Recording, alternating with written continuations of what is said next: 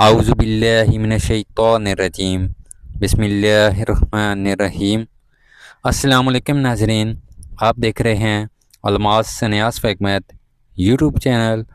آج کی ویڈیو میں ہم ایک بہت اہم جڑی بوٹی کے بارے میں بات کریں گے جسے یونانی اور ہربل طب میں بہت اہم مقام حاصل ہے۔ اس بوٹی کا نام ہے ہرن کھری، جسے اردو میں ہرن کھری اور بعض علاقوں میں لیلی کے نام سے بھی جانا جاتا ہے، جو اس کا انگریزی نام ہے کنول ویلس آروینسس۔ تو ناظرین، یہ اس کے دو تین نام ہیں مین۔ جو یہ ایک ایسی قدرتی بوٹی ہے جو صدیوں سے مختلف بیماریوں کے علاج میں استعمال ہو رہی ہے۔ آج ہم اس ویڈیو میں اس کے بارے میں مکمل معلومات حاصل کریں گے کہ جیسے اس کی پہچان، اس کے کیمیائی اجزاء، اس کے طبی فوائد، اس کے استعمال کے طریقے، اس کے نقصانات، احتیاطیں اور حکیم حضرات اس کو کیسے استعمال کرتے ہیں۔ تو ناظرین، ویڈیو کو آخر تک ضرور دیکھیں، کیونکہ آج آپ کو اس جڑی بوٹی کے بارے میں بہت قیمتی معلومات ملنے والی ہیں۔ تو ناظرین، جو سب سے پہلے اس کا تعارف ہے، یہ ایک جنگلی جڑی بوٹی ہے جو دنیا کے کئی ممالک میں پائی جاتی ہے۔ یعنی کہ یہ آپ دیکھ سکتے ہیں، یہ اس طرح لے لی ہے ہرن کھری، جو عام مفردات میں اس کا ذکر ہے ہرن کھری کے نام سے ہے۔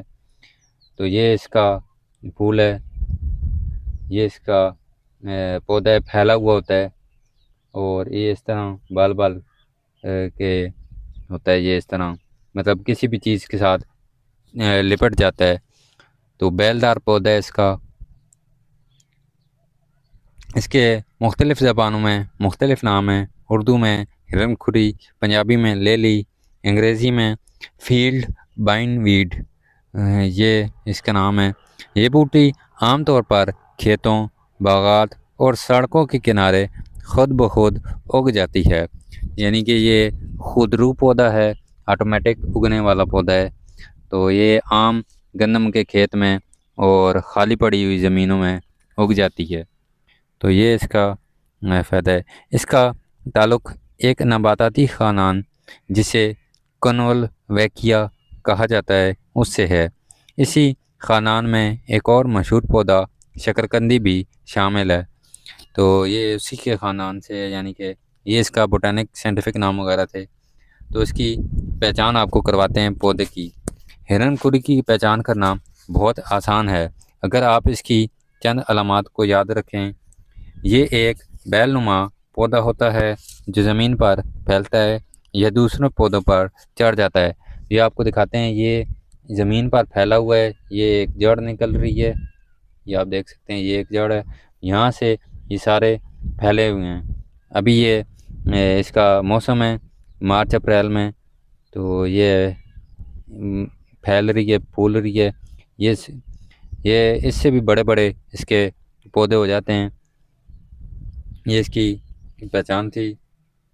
اس کے پتے تیر کی شکل کے ہوتے ہیں، یہ آپ دیکھ سکتے ہیں، اس کے پتے تیر کی شکل کے ہیں۔ اس کی شاخیں جو ہیں یہ باریک اور لمبی ہوتی ہیں۔ یہ اس کی ساری شاخیں جن پر پتے لگے ہوئے ہیں، یہ اس کی شاخ ہے، جو یہ اس کے پتے ہیں تیر کی طرح کے، تلوار ٹائپ۔ تو سائز میں چھوٹے سے درمیانے ہوتے ہیں۔ یہ پھول اس کے بہت خوبصورت ہوتے ہیں، یہ آپ دیکھ سکتے ہیں، یہ خوبصورت سے پھول لاؤڈ اسپیکر کی طرح، جو مسجد میں اسپیکر لگا ہوا ہوتا ہے اس کی طرح کھلے ہوئے۔ تو یہ گلابی سفید ہیں، اور ایک جو اس کی قسم ہوتی ہے بالکل سفید، تو وہ بھی آپ کو دکھائیں گے، سفید قسم۔ تو ابھی یہ اس کی پودے کی پہچان ہے۔ ایک گھنٹی جیسی رنگ سفید ہوتا ہے، شکل اس کی گھنٹی جیسی ہوتی ہے اس کی پھولوں کی۔ یہ پھول صبح کے وقت کھلتے ہیں اور بعض اوقات شام کو بند ہو جاتے ہیں۔ اس پودے کی جڑ بہت مضبوط ہوتی ہے، اسی وجہ سے پودا کھیتوں میں اکثر جڑی بوٹی کے طور پر مشکل سے ختم ہوتا ہے، تو یعنی کہ یہ بہت مشکل سے ختم ہوتا ہے. اس کی جڑ جو ہے وہ مضبوطی کے ساتھ اندر زمین میں دسی ہوئی ہوتی ہے. تو یہ اس کی جو خاصیت تھی، یہ اس کی پہچان تھی، یہ اس طرح لپٹ جاتی ہے دوسرے پودوں پر. تو یہ بیلدار پودا ہے، یہ اس کی یہ اس طرح پھیلتی ہے، لمبی پھول پھیلی ہوئی ہوتی ہے. قد اس کا جو ہے تقریباً 2 سے 3 سینٹی میٹر اونچا ہوتا ہے. اونچائی میں یہ جو ہے نا یہ بہت کم ہوتی ہے اونچی. تو اور جو پھیلنے میں یہ اس کے ساتھ جہاں تک جو درخت یا اس کے ساتھ پودا وغیرہ ہوتا ہے اس کے ساتھ لپٹ جاتی ہے. تو وہ پھیلتی اچھی ہے، لیکن اونچائی جو اس کی ہے خود کی وہ بہت کم ہوتی ہے. جو اس کے کیمیائی اجزاء ہیں، ہرن کھری میں کئی اہم کیمیائی اجزاء پائے جاتے ہیں. ان میں شامل ہے الکلائڈز، فلیونائڈز، ٹیننز، گلیکوسائڈز، ریزن اور کومیرینز. یہ تمام اجزاء اس پودے کو طبی خصوصیات دیتے ہیں. تو ناظرین، مثال کے طور پر فلاونائڈز اینٹی آکسیڈنٹ کا کام کرتا ہے، ٹینینز سوزش کام کرتا ہے، گلیکوسائڈز جسم کے مختلف نظاموں پر اثر انداز ہوتے ہیں. جو اس کا مزاج اور طبی اثرات جو ہیں اس کے یونانی طب کے مطابق ہرن کھری کا مزاج جو ہوتا ہے گرم اور خشک ہے. اس کے طبی اثرات میں شامل ہے ملین ہے، قبض کشا ہے، یعنی کہ مدر بول ہے، مدر صفرا ہے، اور خون صاف کرنے والی، جگر کو طاقت دینے والی. تو ناظرین، یہ تھے اس کے جو مین فوائد. اور جو اس کے اب طبی فوائد ہیں، اب ہم بات کریں گے اس کے تفصیل کے ساتھ طبی فوائد کی. قبض کا علاج جو ہے اس کا ہرن کھری ایک بہترین قدرتی ملین دوا ہے.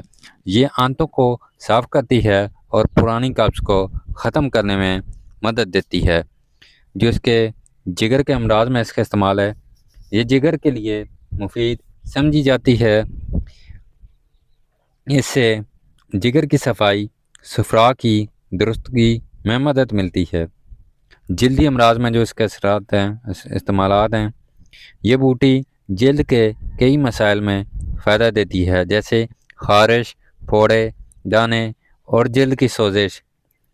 تو ناظرین، یہ مارچ اپریل کا مہینہ ہے، تو اس میں گرمی کے جتنے امراض ہوتے ہیں ان میں یہ استعمال کی جاتی ہے.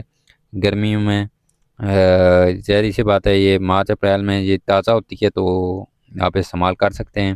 عام کھیتوں میں مل جاتی ہے، گندم کے کھیتوں میں. تو آپ اگر اس کا استعمال ہم بتاتے ہیں کہ کس طرح اس کا استعمال کیا جائے. پیشاب کے مسائل میں جو اس کا استعمال ہے، یہ پیشاب کو بڑھاتی ہے اور جسم سے فاسد مادے خارج کرنے میں مدد دیتی ہے. وزن کم کرنے میں مدد جو ہے اس میں، یہ جسم میں موجود فاضل پانی اور زہریلے مادوں کو خارج کرنے میں مدد دیتی ہے.